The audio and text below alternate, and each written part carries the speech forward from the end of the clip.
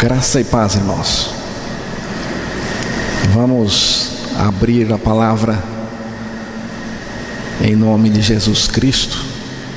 Segunda carta de Coríntios. Segunda Coríntios, capítulo 11.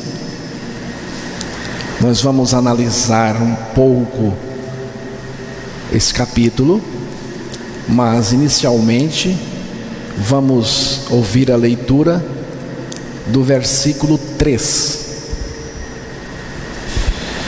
Mas temo que, assim como a serpente enganou Eva com a sua astúcia, assim também sejam de alguma sorte corrompidos os vossos sentidos e se apartem da simplicidade que há em Cristo. Que Deus nos dê graça para falar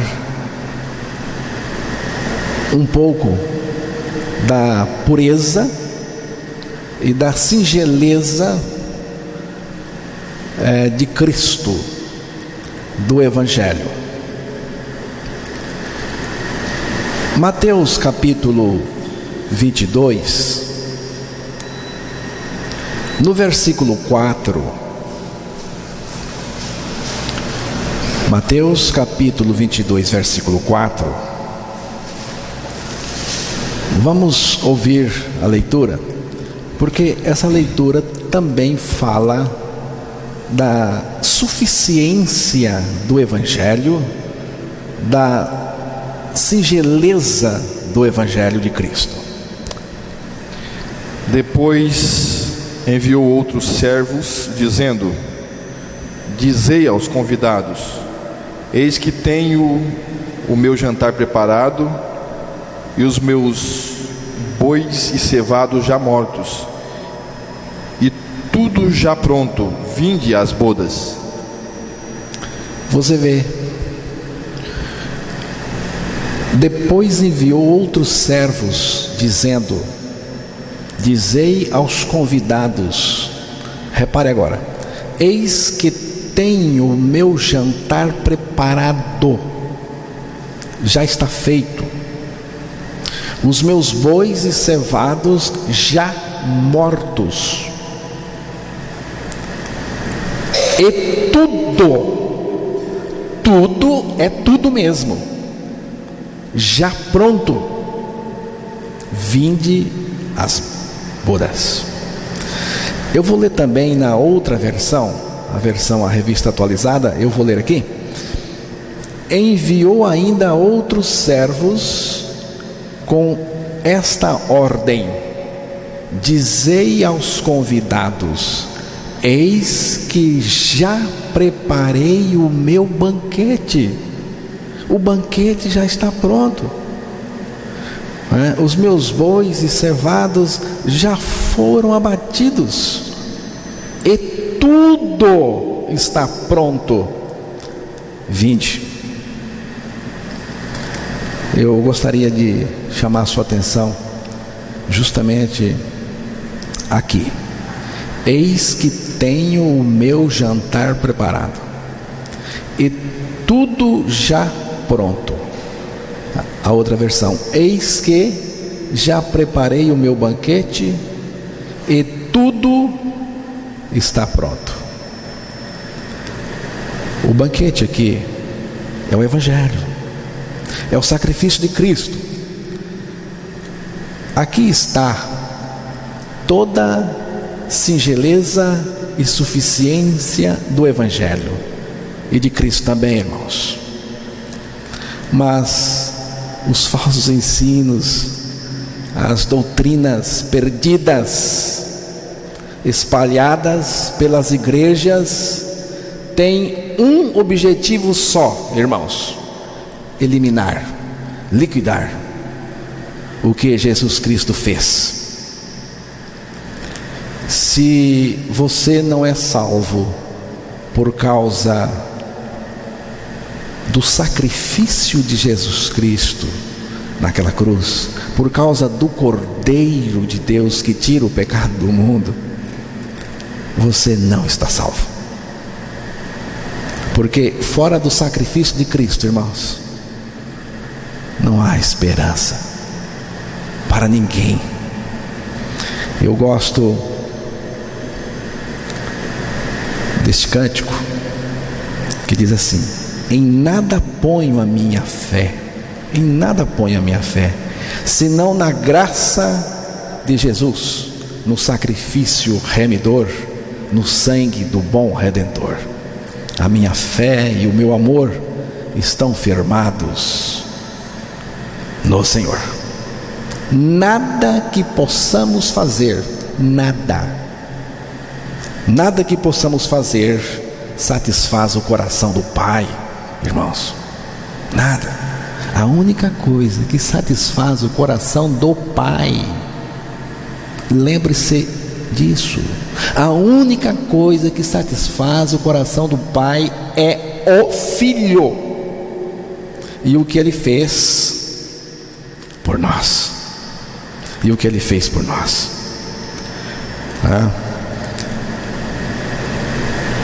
Não temos que fazer nada, não temos que fazer vigílias, determinadas coisas, determinados encontros. Não precisamos, não temos que pagar o preço, como alguns dizem, porque o preço já foi pago quando Cristo morreu na cruz e nos fez morrer com Ele. Somos aceitos no amado. Efésios capítulo 1, verso 6. Para louvor da glória de sua graça, pela qual nos fez agradáveis a si no amado. Irmãos, tudo aquilo que o ser humano faz para ser aceito é culto de Caim. Caim ofereceu os frutos das suas mãos e foi rejeitado. Caim ofereceu a sua religião no altar do Senhor. O tipo de culto de Caim, lamentavelmente, é o culto que predominante nas igrejas hoje, no cristianismo hoje. Eis que tenho o meu jantar preparado e tudo já pronto. Eis que já preparei o meu banquete e tudo está pronto. Tudo está feito, irmãos. Não há nada que você possa fazer para melhorar o banquete, porque o banquete representa Cristo e o Evangelho. Não há nada nesse banquete que ofende, nada.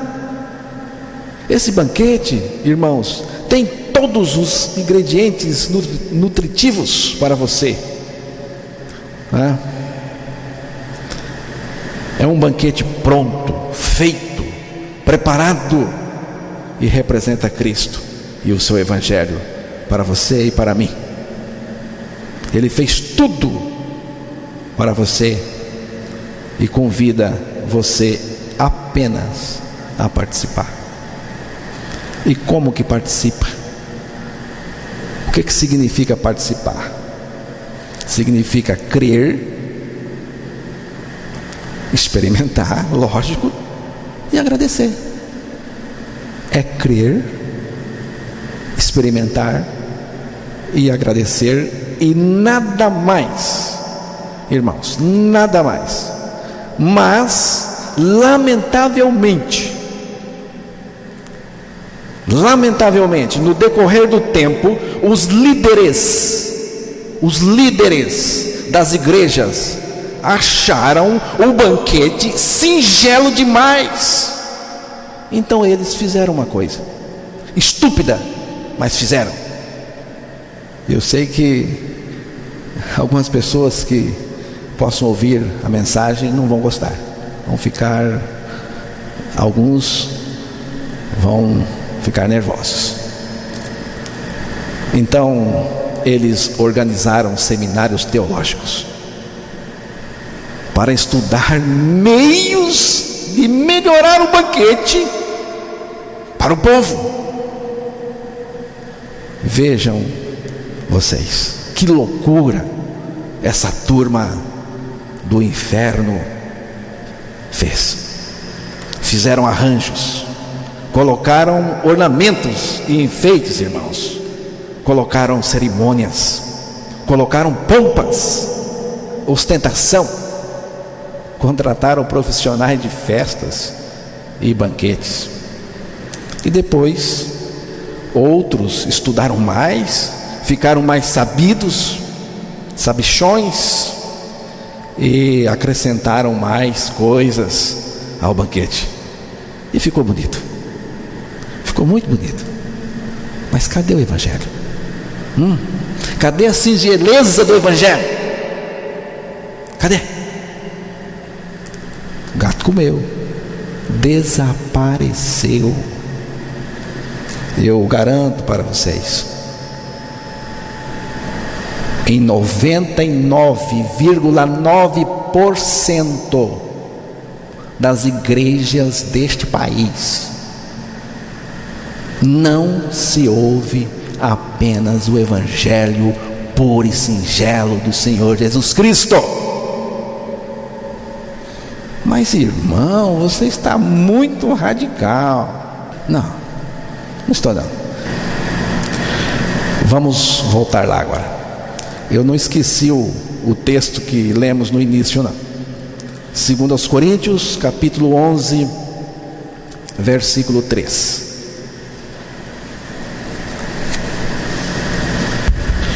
Mas temo que, assim como a serpente enganou Eva com a sua astúcia, assim também sejam de alguma sorte corrompidos os vossos sentidos e se apartem da simplicidade que há em Cristo. O que é isto, irmãos? Paulo está falando que Cristo é único, sem mistura, íntegro. O seu Evangelho é a mesma coisa.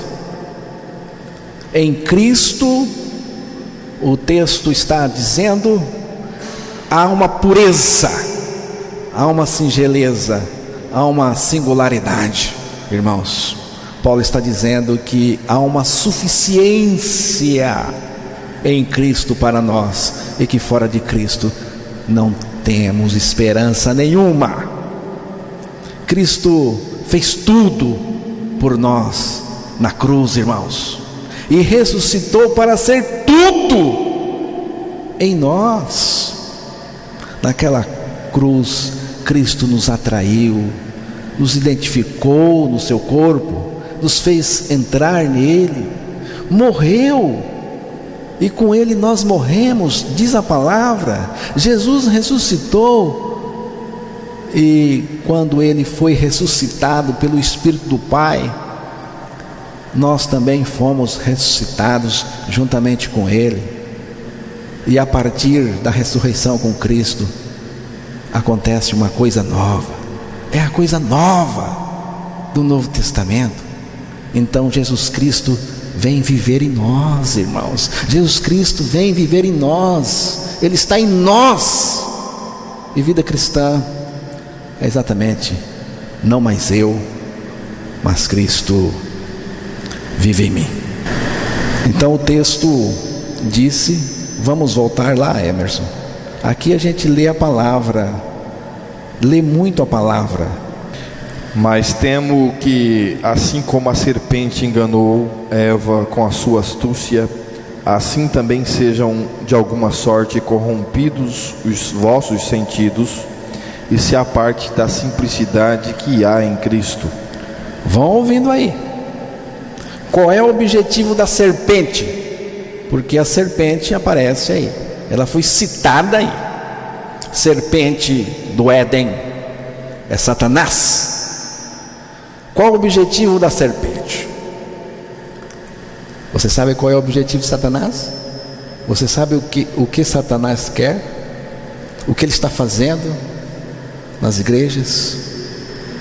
O objetivo de Satanás é afastar as pessoas de Cristo, é afastar as pessoas da suficiência, irmãos, que há em Cristo, afastar as pessoas do evangelho puro e singelo, e que tem toda a suficiência de Deus, viu? Toda a suficiência de Deus para me salvar e para tudo mais na minha vida. Como que a serpente engana? Como que a serpente engana?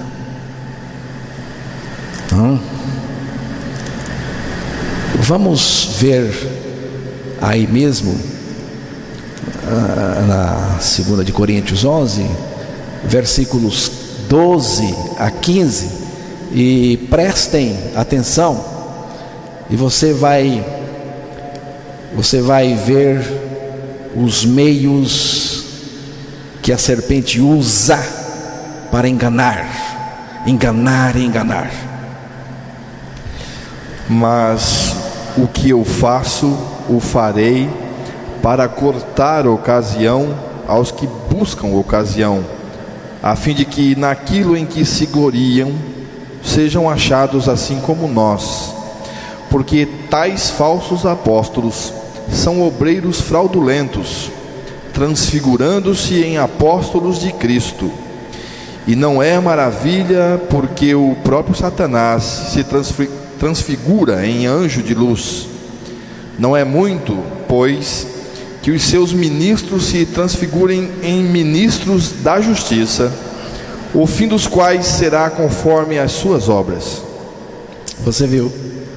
Paulo destaca 3 categorias aí: falso apóstolo, obreiro fraudulento e ministro da justiça. São os caras mais perigosos da face da terra. Cuidado com eles. Repare bem no que Paulo diz. Paulo diz: transformando-se em apóstolos de Cristo. Só para comparar, você pode ler 2 Coríntios capítulo 1, versículo 1, a mesma carta, capítulo 1, versículo 1. Paulo, apóstolo de Jesus Cristo, pela vontade de Deus, e o irmão Timóteo, à igreja de Deus, que está em Corinto, com todos os santos que estão em toda a Acaia. Você viu que coisa linda está aqui? Paulo, apóstolo de Jesus Cristo. Coisa maravilhosa, privilégio demais ser apóstolo de Jesus Cristo. Mas veja, pela vontade de Deus. Não foi pela vontade de Paulo, não. Foi pela vontade de Deus. Foi Deus quem escolheu Paulo. Agora, essa turma perigosa, diz o texto aqui, transformando-se em apóstolo de Cristo. Transformando-se, eles mesmos se fizeram apóstolos.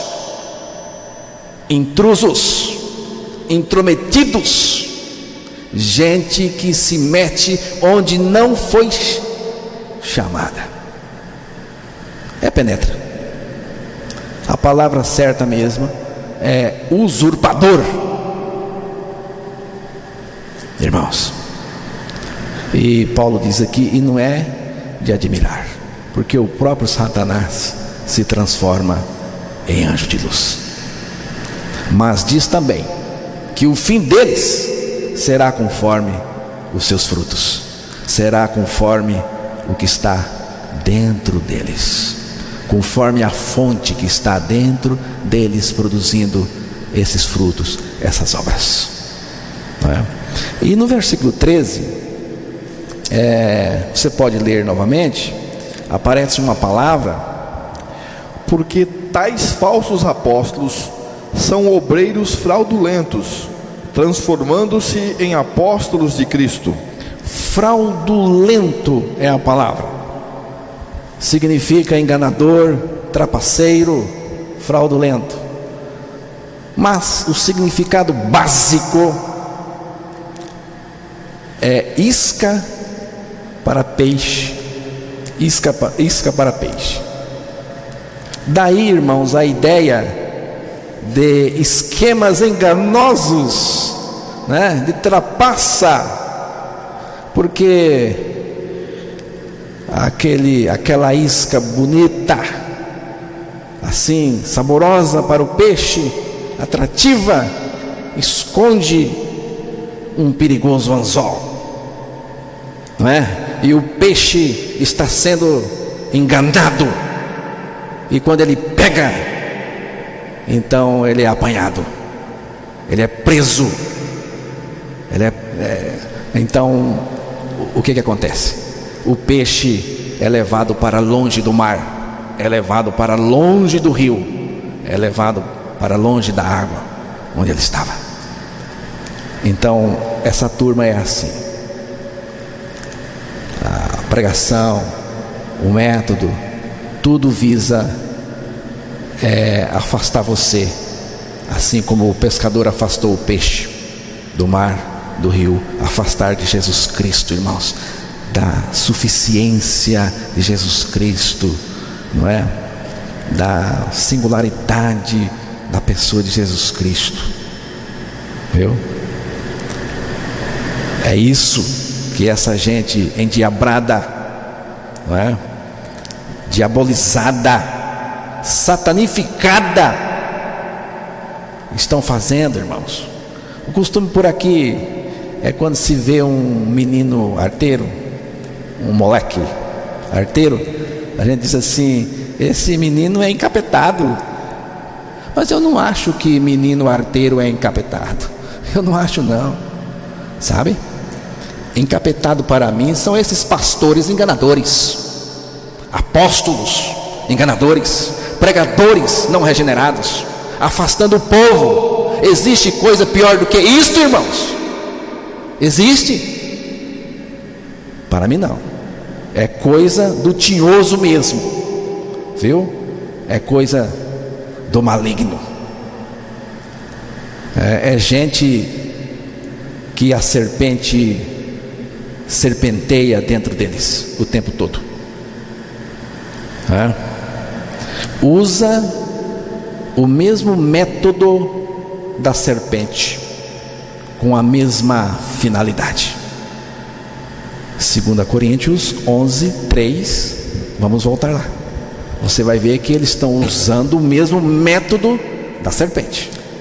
Mas temo que, assim como a serpente enganou Eva com a sua astúcia, assim também sejam de alguma sorte corrompidos os vossos sentidos e se aparte da simplicidade que há em Cristo. Você viu aqui?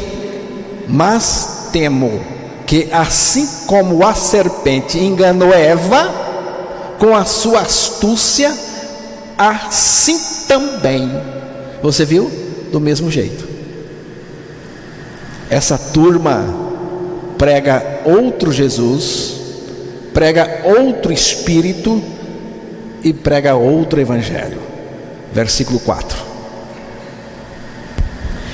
Porque se alguém for pregar-vos outro Jesus, que nós não temos pregado, ou se recebeis outro Espírito que não recebestes, ou outro Evangelho que não abraçastes, com razão o sofreríeis. Você viu? Muitas pessoas dizem: eu creio em Jesus. Mas eu pergunto: qual Jesus? Hein? Qual Jesus você crê? Porque existem vários Jesuses, não é? Os ensinos heréticos sobre Jesus são os mais variados. Tem o Jesus, o irmão de Lúcifer. Você sabia que tem gente que crê assim? Eu não vou entrar aqui para esse lado não, senão a gente toma muito tempo. Tem Jesus, o irmão de Lúcifer. Tem Jesus que é só uma ideia espiritual. Tem Jesus que o arcanjo Miguel, na verdade ele não é Jesus, ele é o arcanjo Miguel. Tem o Jesus do crucifixo, que não crucifica ninguém. Tem Jesus o bilionário, pessoal aí da grana. Tem o Jesus dos movimentos da fé. Tem o Jesus do evangelicalismo, né? Do novo evangelicalismo. Todos esses Jesuses são criados pela serpente para enganar. A pergunta que eu levanto é a seguinte: como saber que eu estou crendo no Jesus verdadeiro? Como saber que o Jesus que eu creio é o Jesus verdadeiro, o Filho de Deus? Vou dizer como saber. O verdadeiro Jesus é aquele que me atraiu para Ele na cruz, me identificou nele e me fez morrer com Ele. O verdadeiro Jesus é aquele que ressuscitou, e ao ser ressuscitado compartilhou comigo a ressurreição, dando-me a vida dele, Ele mesmo vivendo em mim, sendo tudo em mim. O verdadeiro Jesus liberta a pessoa do pecado. Um Jesus que diz que salvou a pessoa, mas continua na prática do pecado, é falso esse Jesus, e é falsa também a salvação que Ele ofereceu. O verdadeiro Jesus prometeu voltar. Ele vem pegar a gente e nos levar. Tem muito mais, mas eu acredito que é o suficiente para você não se confundir com o Jesus que você professa, viu? Não se confundir. Não podemos nos confundir. Esse pessoal prega outro evangelho. Outro evangelho, né? O evangelho da serpente, o evangelho de Satanás, viu? Como que eu sei que é o evangelho da serpente? Viu? Porque o evangelho que não está fundamentado na suficiência de Cristo, irmãos, no sacrifício de Cristo, o evangelho que Jesus Cristo não fez tudo por mim na cruz e continua fazendo tudo agora vivendo em mim, não é o evangelho dele, é o evangelho da serpente. Essa turma ensina uma doutrina legalista contrária ao evangelho da graça de Deus, irmãos. Ensinam uma doutrina contrária à graça. Eles iludem as pessoas, irmãos. Eles mentem, né? Eles se apropriam dos bens das pessoas. Eles devoram as ovelhas ao invés de apacentá-las. Buscam seus interesses egoístas, irmãos, em vez de buscar a edificação dos crentes verdadeiros em Cristo Jesus. Viu? Eles machucam as ovelhas, quer a lã delas. É isso que Paulo diz nos versículos de 7 a 9 da segunda carta, capítulo 11. Pequei, porventura humilhando-me a mim mesmo, para que vós fosseis exaltados, porque de graça vos anunciei o evangelho de Deus. Outras igrejas despojei eu para vos servir, recebendo delas salário. E quando estava presente convosco e tinha necessidade, a ninguém fui pesado, porque os irmãos que vieram da Macedônia supriram a minha necessidade, e em tudo me guardei de vos ser pesado, e ainda me guardarei. Você vê, Paulo está se defendendo. E nas palavras de Paulo a gente vê, na sua defesa, essas coisas que eu aqui relatei para os irmãos. Essa turma é cebosa, profana, não tem o menor interesse na pureza e na santidade da igreja. Esse pessoal é ceboso, irmãos, é profano. Eles não têm interesse na santidade, na pureza, na vida das pessoas, não. Versículo 2: porque estou zeloso de vós com o zelo de Deus, porque vos tenho preparado para vos apresentar como uma virgem pura a um marido, a saber, a Cristo. Você viu? Isso é o que faz o verdadeiro Filho de Deus, né? Ao invés de uma noiva santa, né, essa turma promove uma prostituta montada ou sentada numa besta. Não nas regiões celestiais, mas buscando as coisas terrenas, as coisas da terra. Um irmão certa vez perguntou para mim por que a gente busca tantas coisas da terra. Você busca as coisas da terra, meu irmão, porque a sua natureza é da terra, viu? A sua natureza é terrena. Dentro de você tem uma natureza que quer essas coisas. Quando você nascer de novo, você vai buscar as coisas de cima, porque você vai ganhar uma natureza nova que busca as coisas de cima, né? E a coisa falsa não aguenta sofrimento, irmãos. A coisa falsa não aguenta sofrimento. São ministros de Cristo? Falo como fora de mim. Eu ainda mais, em trabalhos muito mais, em açoites mais do que eles, em prisões muito mais, em perigo de morte muitas vezes. Recebi dos judeus 5 quarentenas de açoites, menos um. 3 vezes fui açoitado com varas, 1 vez fui apedrejado, 3 vezes sofri naufrágio, 1 noite e 1 dia passei no abismo. Em viagens muitas vezes em perigos de rios, em perigos de salteadores, em perigos dos da minha nação, em perigos dos gentios, em perigos na cidade, em perigos no deserto, em perigos no mar, em perigos entre os falsos irmãos, em trabalhos e fadiga, em vigílias, muitas vezes em fome e sede, em jejum, muitas vezes em frio e nudez. Além das coisas exteriores, me oprime cada dia o cuidado de todas as igrejas. Quem enfraquece, que eu também não enfraqueça.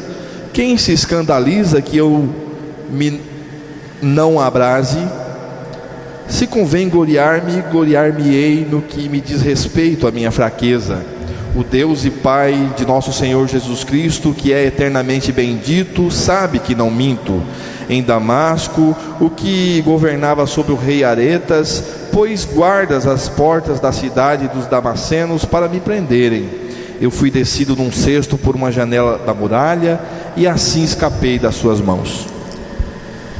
Irmãos, essa turma falsa gosta de maré mansa, gosta de estar em evidência, exibindo o seu prestígio. Paulo, ao contrário, ele fala da sua fraqueza. Repete o versículo 30. Paulo fala da sua fraqueza. Se convém gloriar-me, gloriar-me-ei no que diz respeito à minha fraqueza. Viu? Não é a fraqueza pecaminosa, não, irmãos. Fraqueza, sabe? Eu não posso fazer nada sem Jesus, eu reconheço isso. Eu não sou nada. Mas quando a gente reconhece que não é nada, então o poder de Deus é injetado em nós. O poder de Deus é injetado na nossa total fraqueza, irmãos, insuficiência, né? Há um cântico que eu gosto muito. Eu gosto muito desse cântico. É um cântico onde nós confessamos a total suficiência de Cristo. E diz assim: meu tudo é Cristo, meu tudo é Cristo, nada mais me falta, a sua graça me basta, meu tudo é Cristo. Irmãos, nada mais me falta. Se você acha que está faltando alguma coisa na sua vida espiritual, você não conhece Jesus Cristo. Jesus Cristo não é o seu tudo, viu? A palavra diz lá em Colossenses capítulo 3 verso 11: onde não há grego nem judeu, circuncisão nem incircuncisão, bárbaro, cita, servo ou livre, mas Cristo é tudo em todos. Cristo é tudo.